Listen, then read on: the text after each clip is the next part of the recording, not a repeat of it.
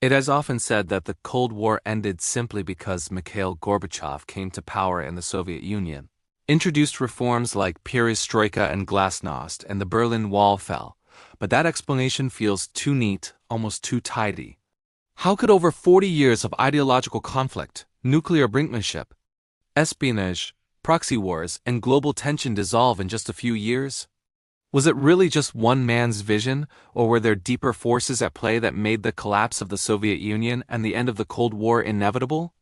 When we look closer, the surface-level story of reform and diplomacy only scratches the surface. Beneath the headlines and iconic images, Gorbachev and Reagan shaking hands, crowds tearing down the Berlin Wall, was a complex web of economic stagnation, technological lag, political inertia, and global pressures. This is the story of a superpower on the edge of collapse, of a bipolar world whose foundations were cracking from within. In this video, we're going to uncover the hidden causes, the overlooked pressures, and the systemic vulnerabilities that ultimately ended the Cold War, not just through diplomacy, but through the relentless march of structural reality. The Cold War, beginning in the aftermath of World War II, had been defined by a balance of fear and competition. On one side, the United States promoted capitalism, liberal democracy, and military alliances like NATO. On the other, the Soviet Union projected socialism, state control, and military power across Eastern Europe, Asia, and beyond. For decades, both powers maintained an uneasy equilibrium, armed with nuclear arsenals, espionage networks, and competing ideologies. This was not a frozen conflict. It was an ongoing global chess game, with crises in Korea, Vietnam, Cuba, Afghanistan, and the Middle East. Yet by the mid-1980s, cracks in the Soviet system had grown impossible to ignore. Economics played a decisive, if often underappreciated, role. By the 1970s, the Soviet Union's command economy, while able to mobilize resources for military production, struggled to meet the needs of ordinary citizens. Centralized planning, quotas, and bureaucratic inefficiency created shortages of consumer goods, long queues, and a sense of stagnation. Meanwhile, the United States and its allies were benefiting from a technological revolution. Microprocessors, computers, telecommunications, and industrial automation allowed Western economies to grow exponentially, generating wealth that could fund both social programs and military modernization. By contrast, the Soviet Union lagged behind in innovation, infrastructure, and productivity. The mismatch was not simply a matter of ideology, it was structural. The system could not compete with a dynamic global economy that demanded flexibility, efficiency, and responsiveness. Military expenditures added immense pressure. Throughout the 1980s, the arms race had escalated to unprecedented levels. The Soviets invested enormous resources into nuclear weapons, intercontinental ballistic missiles, and conventional forces to match NATO. Initiatives like the U.S. Strategic Defense Initiative, or Star Wars, forced the Soviet leadership to confront the impossibility of keeping pace technologically and financially. Maintaining parity with a rapidly advancing West consumed a disproportionate share of the national budget, crowding out investment in infrastructure, industry, and consumer welfare. This imbalance created a slow-motion collapse, with economic stagnation feeding political instability. Political rigidity amplified these pressures. The Soviet leadership, long dominated by a gerontocracy resistant to change, struggled to recognize the need for reform. Corruption, nepotism, and ideological dogma slowed decision-making and produced a culture of fear and inertia. Citizens became aware of the inefficiency of the system, while intellectuals, artists, and even ordinary workers began to push the boundaries of permissible discussion. Gorbachev's rise in 1985 coincided with this moment of internal recognition. The system could not survive without reform, yet reform itself risked undermining the control the party held. This tension would define the final years of the Cold War, as openness and restructuring collided with entrenched interests and public expectation. International pressures also played a pivotal role. The Soviet Union was not isolated, it faced a dynamic and changing global environment. China had begun economic reforms under Deng Xiaoping, demonstrating that a socialist state could embrace modernization without abandoning political control. Eastern European satellite states grew restless, inspired by Western prosperity and democratic ideals. The Afghan War, 1979 to 1989, became a prolonged drain on resources, morale, and legitimacy, exposing the limits of Soviet power abroad. Everywhere the Soviet Union projected force, it encountered resistance, expense, and diminishing returns. The cumulative effect of these pressures left the leadership with fewer and fewer options. Ideology, too, had lost its power to inspire. By the 1980s, the appeal of communism as a global vision was waning. The ideal of a workers' paradise had failed to deliver material comfort, political freedom, or technological progress for the citizens it governed. Disillusionment spread not only in Eastern Europe, but also in the Soviet Union itself. Propaganda could no longer mask the gap between promise and reality. When Gorbachev introduced glasnost, allowing freer discussion of past mistakes, corruption, and systemic failures, he exposed decades of accumulated grievance. The information revolution within the Soviet bloc, paradoxically, accelerated the collapse by revealing the contradictions the state had long denied. The role of Western diplomacy, particularly under Ronald Reagan and Margaret Thatcher, was often overstated in popular accounts. While negotiations, summits, and arms reduction treaties certainly mattered, they were effective primarily because the Soviet Union was already vulnerable. Reagan's tough rhetoric, military buildup, and strategic initiatives created incentives. But they did not by themselves end the Cold War. The system was collapsing from within. Diplomacy helped guide the process, but the forces at work were structural, systemic, and inevitable given the combination of economic stagnation, technological lag, political rigidity, and ideological erosion. At the same time, unexpected catalysts accelerated the process.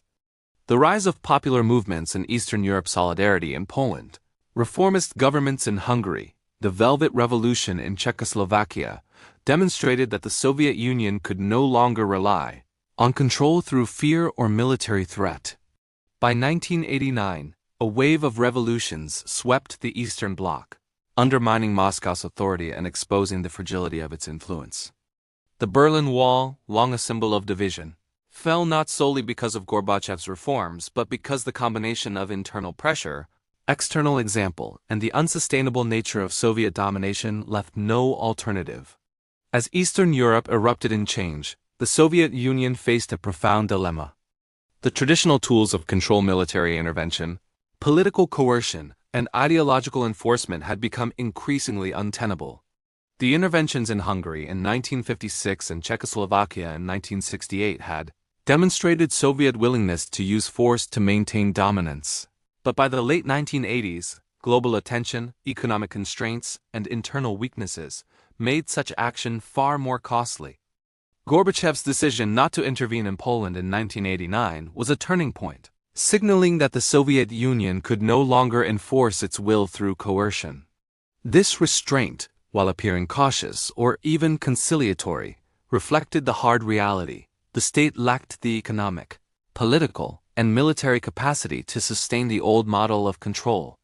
Meanwhile, domestic unrest within the Soviet Union intensified. Nationalist movements in the Baltic republics, Ukraine, Georgia, and elsewhere demanded greater autonomy and recognition. These movements were not isolated. They were fueled by decades of suppressed identity, cultural erasure, and centralized governance that had ignored local needs. Glasnost allowed public discussion of grievances that had been invisible to the central government. Suddenly, citizens could speak, publish, and organize in ways that undermined the Soviet narrative of unity. The resulting social and political pressure created cascading effects that destabilized central authority. Economic collapse accelerated the political unraveling. By the late 1980s, Soviet production of basic goods was declining. Agricultural output was insufficient, and shortages of energy and consumer products became commonplace. Inflation, black markets, and regional disparities exacerbated discontent. The state's attempts to redirect resources to military spending, particularly to compete with the United States and NATO, further weakened the economy. When reforms such as perestroika were introduced, they were implemented inconsistently and often without clear guidance, unintentionally hastening systemic failure. State-owned enterprises faced incentives to resist central planning while reform-minded officials pushed for decentralization, creating paralysis and inefficiency on an unprecedented scale. External pressures compounded the internal crisis.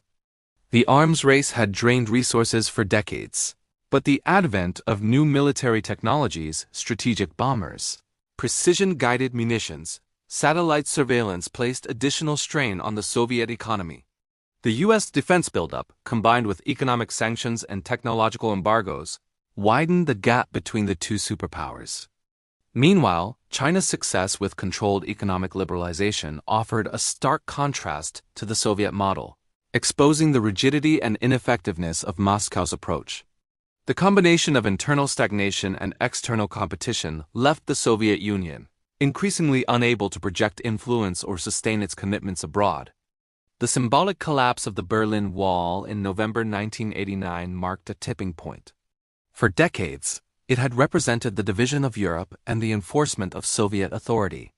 Its fall was not a result of a single decree or moment of courage alone, but of decades of accumulated pressure, economic stagnation, popular discontent, reformist momentum, and the weakening of ideological legitimacy. Once the barrier fell, the domino effect accelerated. Communist regimes across Eastern Europe crumbled, often without violence, revealing that the Cold War as Eastern Front was built less on loyalty than on coercion and fear. The internal dynamics of the Soviet Union itself reached a critical juncture. In 1990 and 1991, republic after republic declared sovereignty, challenging the legitimacy of central authority. Boris Yeltsin's rise in Russia signaled that even Moscow was no longer insulated from reformist pressures. Attempts to reorganize the Union under a new treaty failed, culminating in the August 1991 coup, where hardline elements tried and failed to reassert control. The failure of the coup illustrated the depth of institutional decay. The KGB, military, and party apparatus no longer held unquestioned power. Public resistance, media coverage, and political maneuvering demonstrated that the system itself could not respond effectively to crises, rendering centralized authority obsolete. By December 1991, the Soviet Union formally dissolved, replaced by independent republics with varying degrees of democracy and market orientation. The Cold War, which had dominated global politics for nearly half a century, came to an end. But the commonly told narrative that Gorbachev's vision or Western diplomacy alone caused the collapse obscures the deeper truth. The Cold War ended because a superpower had become unsustainable. Economic stagnation, technological backwardness, political rigidity, loss of ideological credibility, internal nationalist pressures, and decades of costly military competition created a system incapable of continuing. Gorbachev's reforms, while important, were a response to structural collapse rather than the original cause of peace. This perspective reshapes how we understand international history. The end of the Cold War was not simply a diplomatic triumph or a testament to the vision of individual leaders. It was the culmination of long-term, systemic failures and historical forces that had been building since the earliest days of the post-World War II order. NATO's pressure, U.S. economic and technological dominance, proxy wars in Asia and the Middle East, and the proliferation of information all contributed, but they were amplifiers of an already crumbling structure. The Soviet system was vulnerable in ways that went far beyond ideology or personality.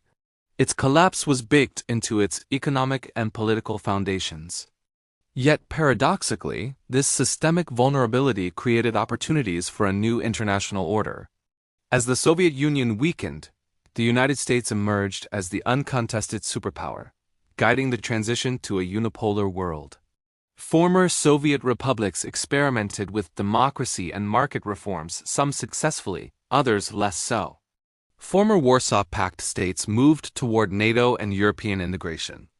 The end of the Cold War reshaped global alliances, trade networks, and security arrangements, reflecting both the failure of a once mighty superpower and the adaptability of a world in transition. In retrospect, the Cold War's end is a story of inevitability and contingency intertwined. While the collapse of the Soviet Union might appear sudden in hindsight, it was decades in the making. Every arms race, economic misstep, ideological contradiction, and reform attempt accumulated pressure until the system could no longer withstand it.